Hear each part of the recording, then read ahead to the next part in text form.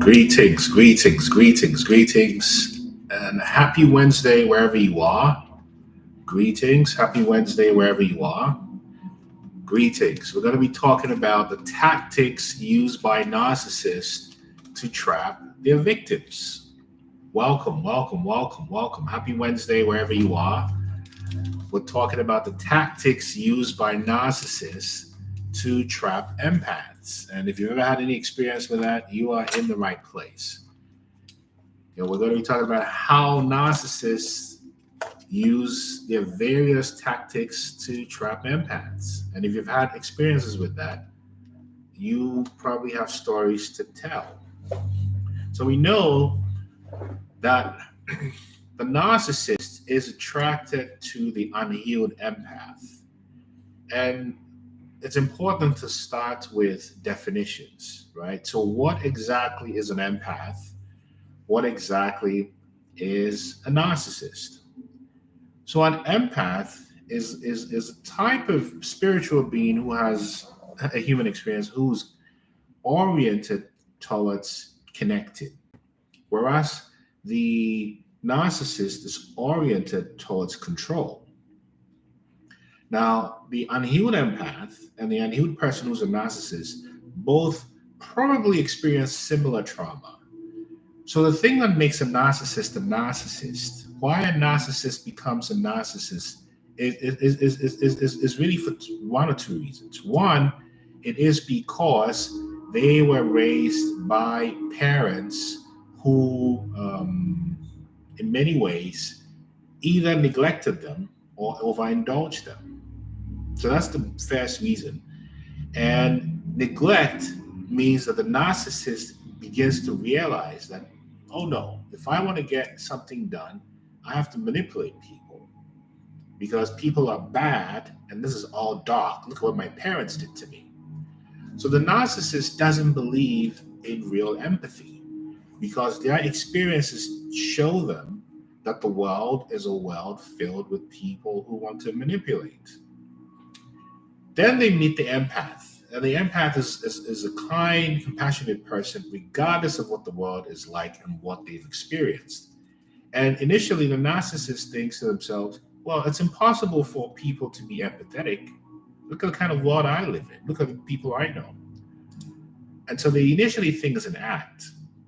But after getting to know the empath over time, the narcissist begins to realize, oh no, this is not an act, this is how this person is. And that's very triggering because how can you remain an empath when I know you've had bad experiences? And I had bad experiences and became this satanic, demonic, evil, dominating spirit. And the reason why the narcissist becomes evil and very dominating is because they are a completely broken person with no sense of self, no sense of being, no sense of self. And so they become like this. And they become like this and they live in perpetual hell. So imagine this, that a person wakes up in the morning and thinks to themselves, oh my goodness, it's another day. How am I going to face this day? I don't know who I am. I don't even feel good. I need something. Who can I turn to? Is it my wife, my husband, my boyfriend, that person who works for me, the neighbor? Because I need the energy. I need it. Who do I need to trigger today to get a reaction so I can feel safe? This is what happens to the narcissist. Who can I destroy today? Who can I prove is faking compassion so I can prove that the world is as bad or worse than me? That's how the narcissist thinks. And the demonic part of it is they want to feast on the energetic, the compassionate energy of you, the empath, so they can just be. So the tactics they use to reel you in is the tactic of the idealization phase. It's often called love bombing. And love bombing is simply a strategy used by the narcissist to lower your guard and speed up the relationship, whether it's a friendship, an intimate partnership, or a family type of dynamic. And love bombing is designed to disorient you So you're not thinking critically, and you're not thinking critically because you, the unhealed empath, has not come to terms with your trauma. So what happens in intimate relationships between the narcissist and an empath is you're both attracted to each other based on your wounds. So you're not in love, you are in wound. You're not in love, you are in hate, masking as love. Because remember, the narcissist is completely incapable of loving anyone. The narcissist is incapable of loving anyone because they don't know what love is. They've only experienced extreme hate and therefore have become a very hateful, angry, dark entity.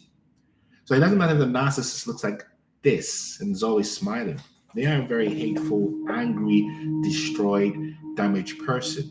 And when you heal as an empath, what you have for the narcissist is compassion. In fact, I'm sure the people here who want to help save the narcissist in their lives because you are an empath. And by the way, thank you so much for joining. If you want to join the conversation, just join and we can get you so we can get your voice on the conversation because this is an exchange between us. It's not just me talking at you. So if you've had any challenges with narcissists, if you want to know more about how the narcissist traps the empath, because that's exactly what it is. It's a trap. They trap you. Just join the conversation. Or maybe I just randomly pick some people because this is an exchange. It's not just me telling you what I think, because I believe you're here because you've had these experiences. Either you were love bombed in the idealization phase, because that's how it starts. It's a very predictable formula that narcissists use when you come to understand it. Yes, my panache, there are different types of narcissists. Yes, there are all kinds. But the bottom line is don't worry about the labels. Just know this very simply. The narcissist comes to kill, steal, and destroy. Simple. Simple. Tabby, let's get you in here. Welcome and good to see you. Let's see if you have some thoughts that you want to then join in here. Nate, love bomb. That's exactly right. How do you shut down the narcissist? By knowing that they are a narcissist and beginning to have boundaries. Tabby, welcome. What's on your mind today? I am so glad you came on. I was doing some work. Yep. And it came to me that my mother has lived in hell all of her life. Yikes. And what I mean by hell, anger, greed, stupidity, hatred. It was just a world of hell. And she tried to pull everybody in this hell with her. And I had to fight like tooth and nail not to be in this hell. Because somewhere inside me, I know that is not who I am. That is not who I am. I love this little story I read in Conversations with God. It was this little light that came down to earth. And he was thrown in the darkness. And when he went back to heaven, he asked God, why did you throw me in the darkness? God said, so you can experience what you are not. And that just made like total sense.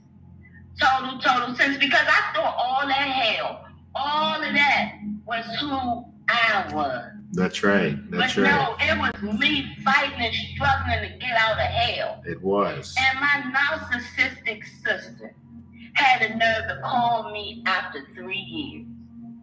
And and every place that she can get in, I elevated from. The only place she had left to get in was my son. And when she called, I was surprised because I had blocked her number. She called me from another number. So she asked about my son, told me she had a dream about me. I didn't even want to hear it because I didn't want her to cast no negativity into my life. Me worrying about my son is no longer a thing to keep me in a state of worry because everything that they do keep you in the lower state. Anger, worry, fear, doubt. And when you plug up all those holes, they have no way in. That's right. They have no way in. And I just thought, I say for all the things that girl had done, if you hear my story, you would think that no human being could have survived everything that I survived. And for her to call me like, hey, like nothing. When did this call? When did this call happen, Tammy? I'm curious. 2 days ago. Do you want to know why she called you, or should I just tell you? Energy. No, not energy. You know what's happening, Tammy? What? She is beginning to experience karma because you didn't seek revenge. So she's coming to you so you can relieve her of her karma. I'm speaking to you very metaphysically. Okay. That's the reason why she came back. It was so you could release her from her karma. This is how powerful an empath is. Because an empath is a compassionate being, and compassion is the only access you need to the field. And she knows what she did to you. So the only way she could reach you, as you already said, Tommy, and you're so wise. The only way she could reach you is to lower your frequency, which is why she started to talk about something she thought would hurt your feelings or make you worry. Because when you are in a place of peace and self-love and self-acceptance, you cannot be reached by the narcissist. It's almost like, think about frequency. You've got AM radio, FM radio, satellite radio, you've got Bluetooth, you've got wireless, and so forth. Now, can you use an AM radio to connect to satellite radio? No, you can't. So that's the same thing that happens to us when you increase your frequency. Those who benefited from the old vibration kind of reach you, and they try to trigger you with memories. But really, I hear the pain and the overcoming in your voice, and she only came to you for absolution. Am I making this up, or does this resonate, Tammy? Okay, it's not my responsibility to give her absolution. Yes. We both were raised by the same mother. Yes. We both made different choices. That's right. So now she is responsible for the choices that she made. Oh. And as far as I'm concerned, I want no ill will or evil to happen to her. I did in the beginning. I'm getting real. In the beginning, I wanted to come and kick her butt. Because I was angry then. Of course. But I'm not angry no more because I said, out of all of that, I got strength. I got wisdom. I got self-reliance. I got a sense of self. I'm my own person. I don't have to fit in hell to get along. Oh. So that's what I got. You know what? Even exchange ain't no robbery. You said it, and I hear the strength and the victory in your voice, and I just want to keep sending you good energy, and you know I appreciate you. Thanks for being a blessing to all of us this morning, Tam. I appreciate all y'all too. Thank you so much for being here. One love. I was thinking you was coming Thursday or Friday. I'm glad you came today. I'll be back. As long as you're here, I'll be here. Don't worry about it. I'll be here. All right. Thank you. I appreciate you. Thank you so much. I appreciate you. Thank you. Hi there, Nay. What's on your mind? Hello, how are you? I'm well. How are you doing? I'm all right, thanks. Good. I am grateful that I'm managing to speak to you today. Me too. I'll excuse my accent and everything because I'm African. So am I. We all have accents. Don't worry about it. Proudly so. I got married when I was 28, and I lost both parents at the age of 15. I had already lost my mom and dad, and I found myself, moving from my original country to a different country for education and whatnot. And after 9 years, I went back to my country so that I can, go and serve. I'm a psychology graduate. After 9 years of being outside the country, I went back to my country so that I can work on HIV and AIDS. Yep. in a testing unit. And I mean, that's where I'll say I got myself, like I literally found myself growing in my field, and what I really wanted to give out for my action talk, you know? Yeah. So what's your experience with narcissistic abuse? Yeah, I got married at 28, and he really, I'll say because he knew that I didn't have parents, I didn't have anyone to talk to about all these things. I got married into a family where he had mom and dad and sisters, and both sisters were married. Yeah. Literally, the whole family was involved in all this. He started cheating on me with a friend that I knew, and when I told his family about it, they were like, "Yeah, you guys, you're still young." Because when we got married, I was 28 and he was 31. And the family was like, "You're too young, you know. It's gonna happen to you at some point. As in, I'm gonna cheat as well." And that was 2015, and you know, I saw myself just not knowing how to deal with this, and because, you know, in an African culture, I needed to like speak to his family about my mother-in-law and my father-in-law, but they didn't even intervene in any way because. Do you know why? I'll tell you. Do you know why? Yeah. Not to interrupt you, but I already have a sense of what is happening. See, Yes. You entered a narcissistic family dynamic, and you were the fresh meat for their entertainment. So everybody was privy to the game except for you. They all knew how he was. They lived with him for 31 years before you came along. They all knew it. There were dead bodies before you showed up, and you were the easy target. And you were an easy target, easy to take for granted, because it seemed like you had no obvious advocates. And because you had no obvious advocates, they didn't want you to see your value. So you were placed in a position to feel like you were less than. And if you're less than, you are under spiritual slavery. And you were programmed for this because even though you're telling me your parents passed away, there had to be a caregiver at some point who was very wicked to you. And that's what programmed you. That's what programmed you for narcissistic abuse.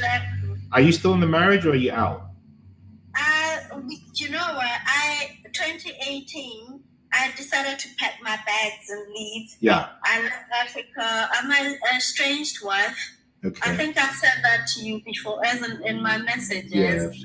And I'm in the UK. Yes. I left Africa, and Yes. he is trying to I don't even understand why he's really trying, as in to get me back. But It's simple. I found out he has 3 kids out of wedlock. Yeah. Do you know why he wants you back? I left in 2018, and this is 2024. Yeah. And yeah. Do you know why he wants you back? And maybe we'll end this so we can have some. Do you know why he wants you back, Nay? Or should I tell you? Please tell me. It's because you're the best supply he ever had, and he's never met anyone like you. And he's hoping to loop you back into spiritual slavery, also known as narcissistic abuse. That's it. So just be aware, and I want to send you lots of good energy, good vibrations, and I appreciate you. He stole my wedding ring. Yes. That's typical. I'm not going back there. I'm not going back there. He is just a demon. You said it. And he's a demon because you're an angel. Don't forget that. And stay with that. I sent you good energy. Thank you so much. Thank you. So you see, we suffer. Are there different types of narcissists? My panache, yes, they are. They love them. How do you shut down the narcissist? By beginning to like and love yourself, honey buns. When you begin to like and love yourself, they can't get to you. Mrs. Marsha, how do you deal with a narcissist when you're unable to leave the situation? Well, in the psychological journals, they often propose either going gray rock, which is being boring and uninteresting, just given the bare minimum. Yellow rock, which is being somewhat interesting or no contact. So you just have to decide what, in your context, what is available to you, right? What you can't do. So many different types of narcissistic people. You're right, absolutely so. They're all demons. You're absolutely right. Gags, a lot of trauma because of it. That's true. They want us for narcissistic feed, Cassie. This is true. It's a supply. It's a very demonic energy because they're just not there. It's an empty vessel, you see. It's an empty vessel with no sense of self. So it needs someone to prey on. Yeah, and someone to prey on is an unhealed empath, because an unhealed empath provides the best possible supply to a narcissist. That's because the unhealed empath doesn't know that their voice is healing, that their presence can shift environments, that they have a certain empathy that can change dynamics in people. So the narcissist gets you and is like, nobody should know about this person. This is all mine. This is my power bank. And so they live off your energy, whether it's positive or negative, right? Eagle Fly 777, discuss interactions as a newcomer into the family of my girlfriend. What do you mean? Say more, Eagle 7. I just want to hear more. Gags, I had a dream my sister was taken into spiritual court. Oh, see, you're seeing the karma. You are seeing the karma begin. Cassie, hi. It's me, Breezy Bays. My mother has narcissistic traits, and I begin to realize that she has a serious problem with mental. Say more. You're absolutely right. You see, narcissism is very difficult to uncover and see, especially when it's happening. You usually make sense of it after the fact. And the reason for that is because the narcissist is incredibly brilliant. They're genius at what they do. So in order to really figure out what has happened to you, it usually happens after the fact, when you're looking back and you say, whoa, why did that happen to me? That's what that was. I thought it was just bad manners. I thought it was just petulance. You don't realize how insidiously demonic and evil and spiritual narcissistic abuse. Because in fact, when you read all the psychological journals, they all say, okay, yes, the solutions are no contact, yellow rock, gray rock, and you're on your own. That's when you know it's strictly in the spiritual realm. And when you've had the unfortunate fortune, if I can say it that way, of experiencing a narcissist, it's because you are an incredibly gifted warrior. That's why. You are an incredibly gifted warrior. And it takes the narcissist and their covens. Like I think somebody mentioned, I'm in a new family, what do? They usually operate on the covens. That's why they need flying monkeys. That's why there are all these roles that the narcissist plays. Self-love is the answer. Boundaries, honey buns, that's exactly. Tammy, self-love is the pill you take. It's the best pill. It's the best red pill you can take. It is. That's exactly it. And narcissistic behaviors on the spectrum. They are, yes, that's true. There's different types of narcissists, but they are all intent on doing one thing and one thing only, which is to kill, steal, and destroy. Well, that's three things, but to destroy you, ultimately. Self-love is freedom, Cassie. Self-love is probably the hardest thing to do because you say to yourself, how can I love me? I thought I was supposed to love them. How do I love me? How do I hug myself? How do I say I love you? How do I say you are amazing? I like you. I accept you. How can you look yourself in the mirror and look yourself in your eyes and say, I love you. I appreciate you. That's very hard to do. I mean, try it now. You see? So self-love is freedom. You're right. You're absolutely. I thought something was wrong with me. Tammy, I thought I was cursed for years, and it was a curse. I thought I was off kilter. I thought I was damaged. And yes, I was damaged, but I wasn't damaged in the way I thought. I was damaged because of the attacks.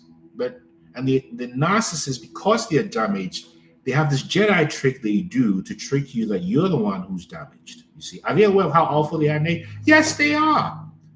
They may not know the term narcissistic or narcissist or narcissistic abuse per se, but they do know they're demons. They really do know. And in fact, if you pay attention, they confess. But the empath will probably say, "Oh no, you can't be like that. Oh no, no, no, no, it's not possible." Yes, they are, and they know. Ex-covert says we are done, but still talks with me. Why? Monkey boat. The question is, why are you still talking? That's my question. I want to hear from you. If you want to join the conversation, just let me know and I invite you in. I thought I was something wrong with me. Self-love is free. Yes, gaslighting is always you. It's a trick. It's a trick.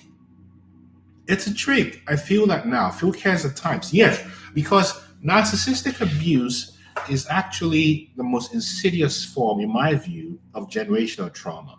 Because let me put it to you like this. You experience a narcissist because you were raised by a narcissist, whether you know it or not. And that narcissist was also raised by a narcissist, who was also raised by a narcissist, who was also raised by a narcissist. So there's a study by the National Institute of Health in the United States, and I forget the year it came out, but this study says that the trauma gene is passed on between 7 to 14 generations. So let me explain why you are so incredible. So you are standing up for something that your 2 parents could not stop. Your 4 grandparents could not. The 8 before could not. Listen carefully. The 16 before could not. The 32 before could not. Right? The 64 before could not. The 128 before could not. The 256 before could not. And the 512 before could not. That's 1,000 people in your lineage.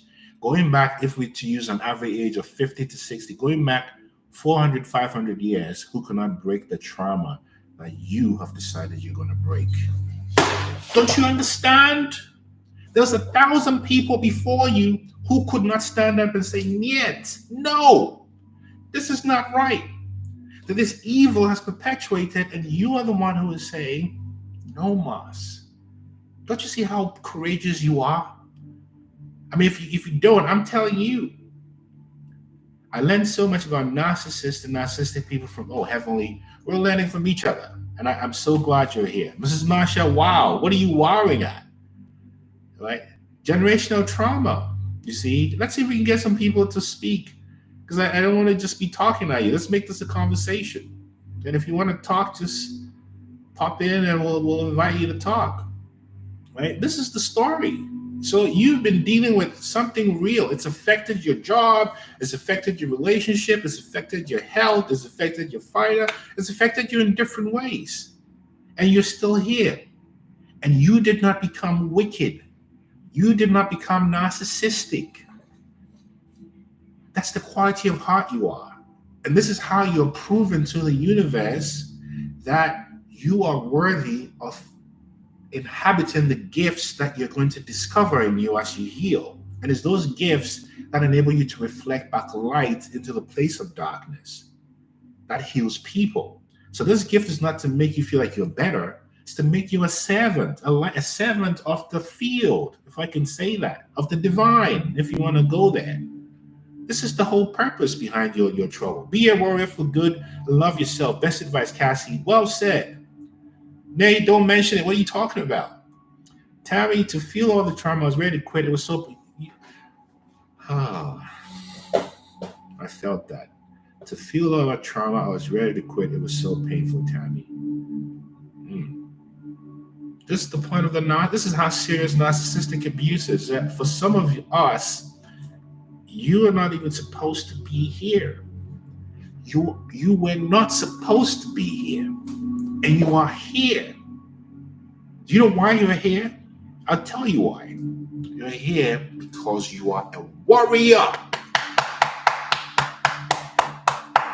A warrior. That's why you're still here. Sovereign. That's the word. Straight up real talk. Aina, good evening from Greece. Tikanes, as they say. I am gray rock now. I can see 2 generations back in my family. What do you mean? Say more. Mrs. Marsha, what you're saying, I'm learning. I never looked at the way you are saying it. Thank you. Thank you for tuning in. We end this together.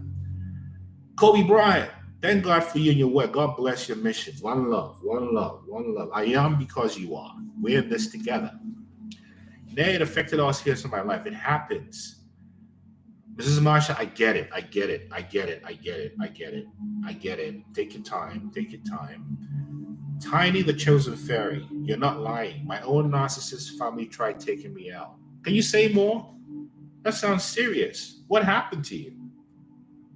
You see, this is what you've survived. And the reason why we are seeing it more and more is because, as the saying goes, the veil is being lifted. The veil is being lifted for those who have eyes to see. Tanya the Chosen, welcome. How you doing? I'm great. How are you? Can you hear me? I can hear you just fine. Can you hear me okay? Yes. So what's your story? What have you experienced with narcissists? It is absolutely crazy. My last relationship, I discovered my ex was a narcissist, a covert narcissist, malignant at that. And I figured out, I'm like, he's the male version of my mother. And all these random occurrences was happening. And I discovered messages between them two, where they were trying to set me up. My mother teamed up with my family as well. The entire bloodline between his and my own were talking behind my back. I kind of like lost it and exposed them on my Instagram. And from there, they tried taking me out. I had siblings. My dad's side is also filled with narcissists. Mm-hmm. Randomly, they were coming out of nowhere in public spaces, strangling me, Wow. Poisoning me. I went on a run to Thailand for a while because it was that bad. I luckily escaped my ex-boyfriend. I broke up with him while he was in LA. And got a restraining order. Stay away from me. Wow. But no, that's how I discovered my entire bloodline, and it all made so much sense to me. My entire childhood memories came back that I buried. I'm like, wow, my childhood was hell. I've been thinking I lived like this fairy tale. And it just was not the case. To survive it, I started burying my memories. Yes.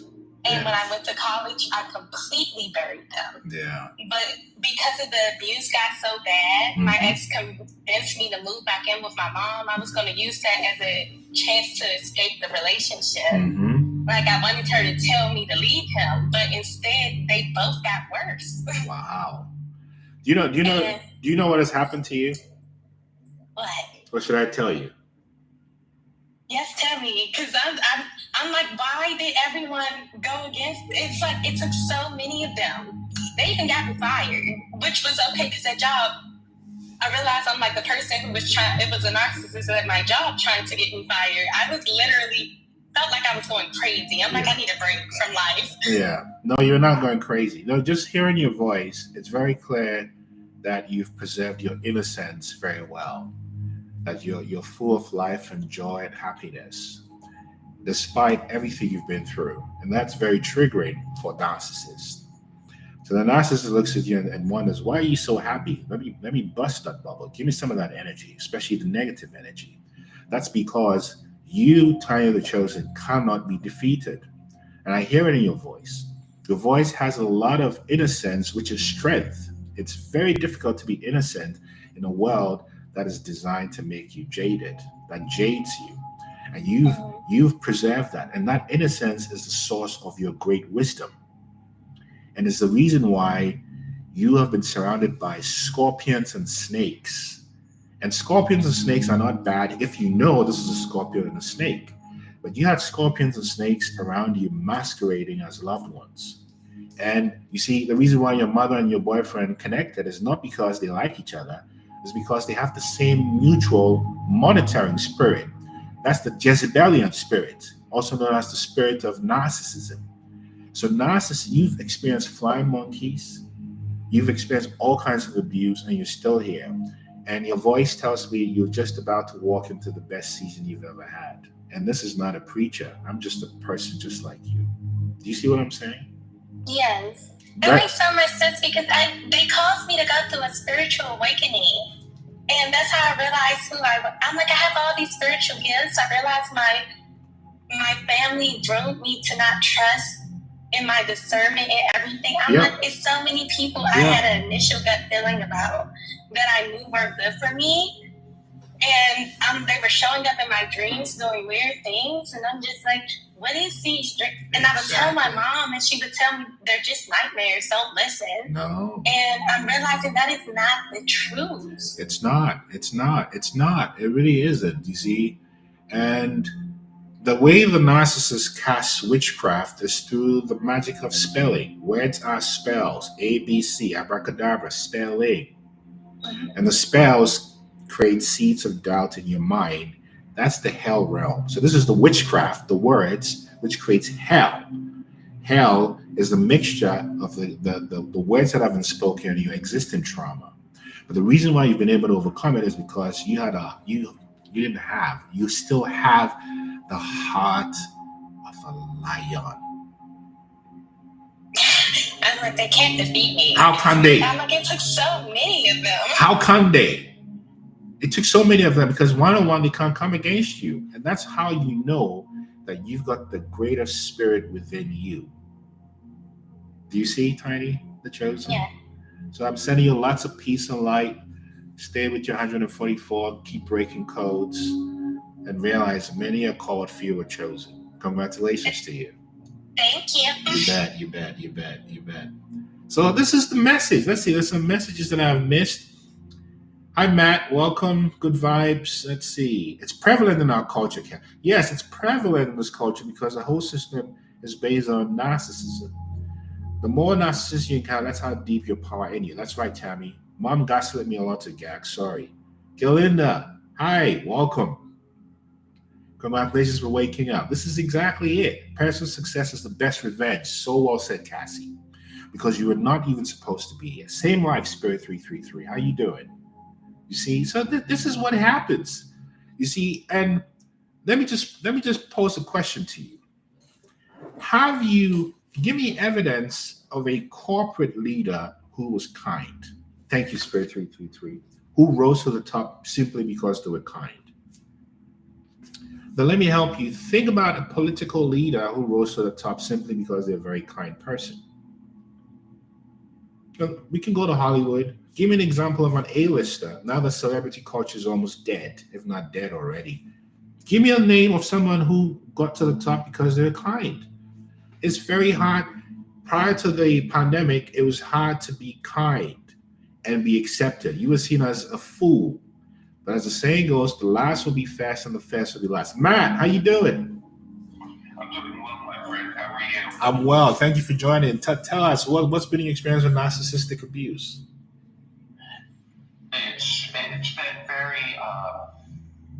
it's been very educating for me, believe it or not. Mm-hmm. The reason I say that is because I've learned within myself of how to disattach from them and to keep myself in a space where I succeed and they still get frustrated, I guess is the right word. Mm-hmm. And I go back at them and give them unconditional love. Yes. And in return, it makes them matter, but then they pause for a second, and then they realize that my heart means no ill will towards them. That's right. That it's just love that I'm giving them. That's right. And so then they tend to pull back a little bit, but not much. But then I just get it in such intense, heavy waves that sometimes it's very difficult to, I guess the right word would be, surf through that. I don't know if that would be the right terminology or not. Mm-hmm. Do you know why this happens, Matt? Sorry. No, sir, I do not. Should I tell you? Yes, please. Yeah. So look at it this way. Let's step into the mind of a narcissist. So the narcissist lives in a world of permanent hell. They hate everybody. They hate everything. Everything is bad. Everything is dark.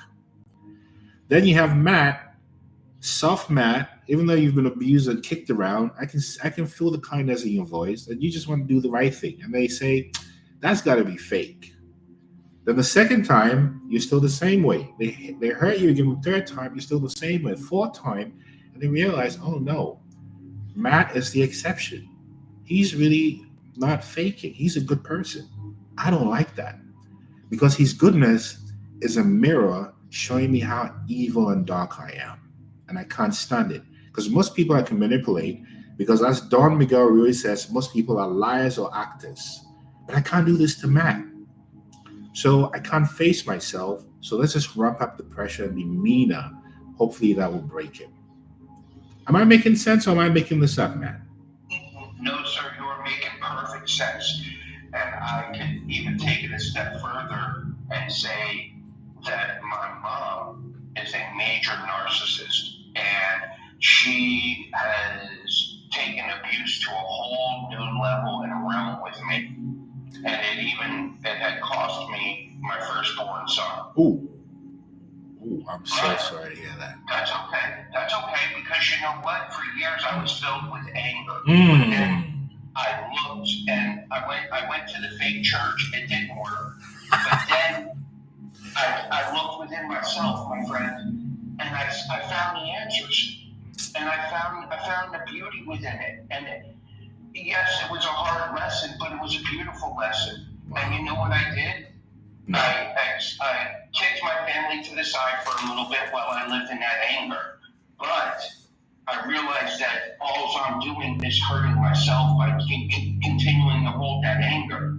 So I accepted my fate of what I did to contribute to that and nothing more. And I let everybody else disperse and do whatever they had to do within my family. But I took ownership of my responsibility for it and accepted it and asked for forgiveness. And in return, I now have my family back in my life. But it's because of the actions that I did. Yeah. And it's the life in which I live. And I allow them to be in my life. And I allow them to be to get to a certain point and not any closer. Not any closer. Exactly. No, so you're a perfect example, Matt, of someone who's practicing the yellow rock strategy successfully.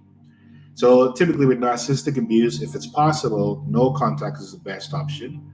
But in some contexts, the yellow rock approach, which is reasonable relationship with strong boundaries, or the gray rock, which is strong boundaries with minimum conversation, can be useful. It sounds like you found a middle path despite all the pain you've experienced. And I really appreciate you, Matt, for sharing this with us today. Really, really do. And I want to send you lots of happiness and good energy wherever you are today. Yeah. Thank you, my friend. I appreciate you. From the bottom of my heart. I appreciate you. Right back at you, and I truly, truly love your content, and it just resonates with my soul. So taking this moment to share this time with you has been a blessing for me. Oh, thank you, Matt. One love, peace and light, yeah? Peace, yes, peace. You see, this is what it is. He lost his son. This is real. The things that we've been through, ordinary people would have been broken by 10% of it, damaged. Cassie, I forgave my narcissistic parents with boundaries for myself, just like Matt, just like Matt just shared. They're psychopaths, Chestnut. What do you mean? Say more. And you're right. I think they get angry because they feel unworthy of the love. Tammy, you said it. That's exactly right. I kept attracting them until I started healing. Me too. Gags, Tammy. Yes. I remember particularly after my second divorce, because I had the unfortunate experience of having that intimate relationship with people on the spectrum and families on the spectrum. And I remember after I got divorced, there was a point in time where you get lonely, or you think you are, you want to engage. And I was still attracted to narcissists. And I said, oh no, I can't do this. I'm still resonant to that energy. So when you go into hermit mode, particularly after you've escaped narcissistic abuse, it's not punishment. It's to enable you to heal and develop this real relationship with yourself without distortion.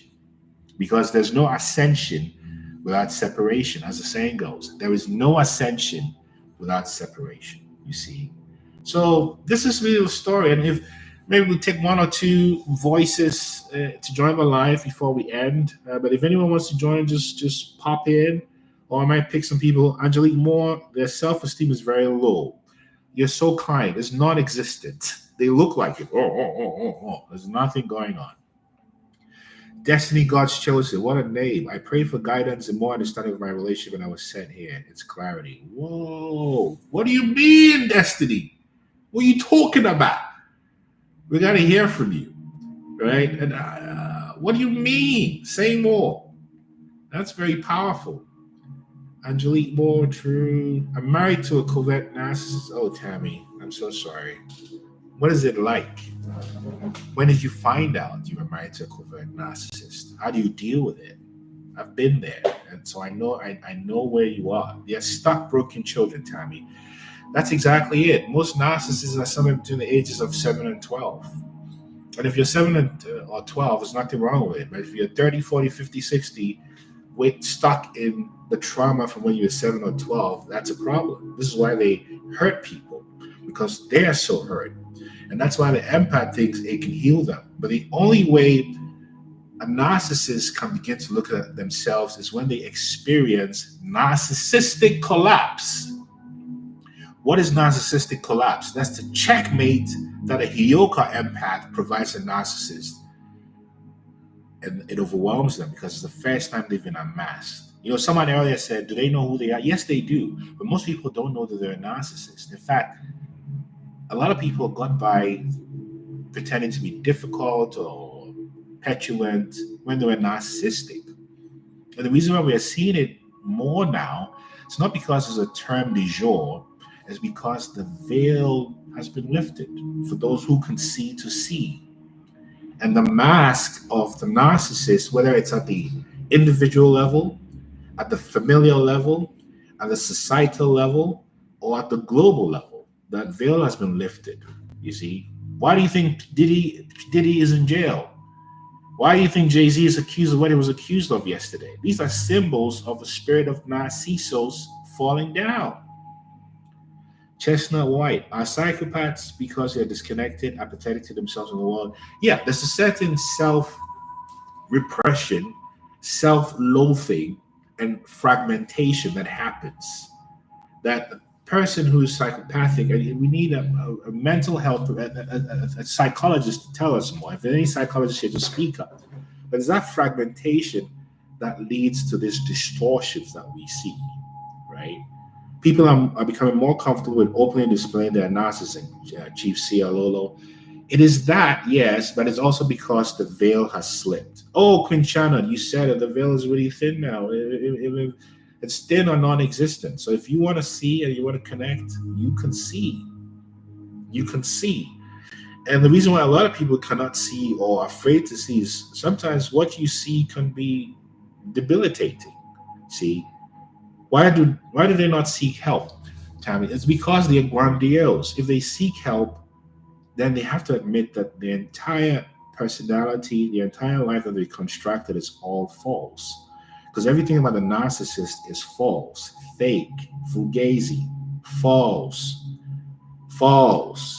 And so how would you feel if I had to admit everything about me is false? There is nothing. That's scary.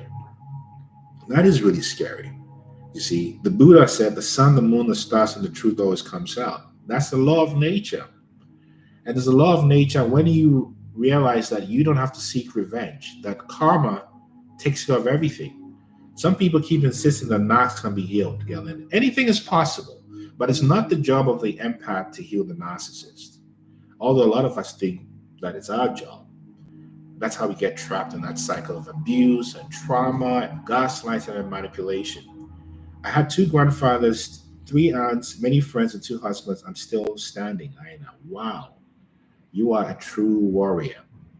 Because most people don't survive narcissistic abuse. Most people don't even come out from it, which is why I created a course called Escaping Narcissistic Abuse. I use the word escaping on purpose because that's what you have to do. You can check out the course on my website, innermileage.com, Escaping Narcissistic Abuse. What is the difference between a narcissist and a dark empath? The narcissist is driven by the desire to control, the empath by connection. But the empath also has a dark side where they can be like the narcissist and be a mirror and dismantle the mirror. And that leads to narcissistic collapse, narcissistic rage, and narcissistic collapse. You will lose yourself trying to help, and not you will lose everything, Queen Shannon. You said it. Aaron, the narcissist made me feel that I was the narcissist and used my response to abuse as proof. Yes, because the narcissist is a Jedi master or mistress. So anytime the narcissist accuses you of something, that accusation is actually a confession. Because a narcissist will, because of the depth of their insecurity, this is a perverse guilt complex that when they feel bad or disconnected, rather than admitting it, they would start to tell you're cheating or you're lying or you're this. And then you, the normal person, is thinking you're dealing with a normal person, so you react, and the moment you react, it's game over. With a narcissist, you never want to react. The game with a narcissist is to respond. Respond, not react. Because when you react, you are falling squarely into the trap of this intelligent demon. So the thing to do is always to respond. And sometimes it means becoming friends with silence. Doing well is the best revenge. That's right. That's exactly right. Does that answer your question, Chestnut? Let me know. Can see them now, but for years I did not even know what one was. Mother, father, sister, and they're married to one. That's N12345 Golly. I'm sorry for your pain. I'm really sorry. Aaron, the narcissist made me feel that I was a narcissist and used my response to abuse. That's exactly what we just said. That's exactly it. This is what they do. So maybe let's have one or two more guests before we end the live. If you want to join, just join the live, or I'll just randomly pick one or two. And if you want to, just come on in. You see, this is us sharing, us learning and sharing. So that's the information. You see. So let's do this together. We've all overcome so much. You see, and we're rebuilding a new paradigm. You see, the fifth dimension, the new earth, is not a place; it's a frequency. It's your healing that puts you in the fifth dimension. Resilient 169, what a name, powerful name. They're so annoying. I'm married to one, and my mom is one too. Both coverts with no empathy. How are you dealing with that, Resilient 169? How? I reacted heavily to defend myself. I'm a Virgo. Yeah, reaction is always a trap, Chestnut. They will get you. It doesn't matter how right you are. The reaction is always a trap. It's a trap. Bernard confesses to accusations. Yes, I am Simone. That's right. Dr. Tara Bramble. Can one learn to live with a narc? What a question. Can one learn to live with a narc? What's my honest answer? Do you enjoy pain? Do you enjoy being gaslit? Or do you like your peace of mind? It's not a fair response, but this is the most honest response I can give you. And I want to hear more from you, Dr. Bramble. What do you mean? My heart is blessed with love. They did not win. Yes! I have to survive for my baby. You don't have to survive. You have to thrive. Surviving is what happens when you're in trauma. Do you see? Thrive. Thrive. Heal and thrive. Chestnut, I'm translating from Italian to English. No problem, no problem, no piacere. Dr. Peace of Mind, 34 years married. That's amazing. Casper, blessed. What do you mean? What do you mean? Say more. How are you blessed? What's making you blessed? So the tactics of the narcissist is simple. It's to love bomb you by over-idealizing you, so you lower your guard. So when they get you stuck in their beeswax, then they can start to devalue you. And they devalue you enough when they have no more need for you or think they found something better, they discard you. And hopefully you do that. You realize what's happening when the mask slips and they start to devalue you. But when you start to figure out what's going on with the narcissist, they become very predictable. Love yourself and thrive. You said it. So this is the deal. It's a cycle with them. It's a predictable cycle once you figure it out. And when you figure it out, you wonder why you didn't see it before. And the reason you didn't see it before is because they're cunning, they are intelligent, they are as intelligent as us, empaths. The difference is they are predatory in their intelligence, right? Whereas the empath is more connective with their intelligence. Thank you, Honey Buns. Been taking notes. Much appreciated. Always, always, always, always, always. Devaluing me made him feel powerful and relevant. Of course, because there's nothing in there. There's no person in there. So Folks, I want to thank you for really making time, because that's a very valuable commodity. And us communing in a tribal way, in this positive way. And I hope that your day or the rest of your week continues to be filled with light, love, good vibes, good energy. And remember, there's absolutely no one like you. That's why you've been through what you've been through. There's no one like you. Now, I know it's a biological fact, even twins are unalike. But when I say there's no one like you, think about it this way. What kind of being remains compassionate and becomes even more compassionate after they've experienced great evil? Now, I didn't say you're perfect, because I'm not perfect. I don't want to be perfect. I have one or two bad habits. That's okay. So this is the information. Cassie, thank you for the roast and for all the gifts that I've received today. We're all connected. We're in this together. The quantum realm or quantum physics shows that when you heal, that heals something in me. And so we're in this together. And Archbishop Desmond Tutu calls that Ubuntu. The great Zen master Thich Nhat Hanh calls it interbeing. You see, yes, one love. So I want to send you good energy wherever you are, peace and happiness and abundance and healing. And until I see you next time, hopefully on Friday, be light, be forgiven. Peace.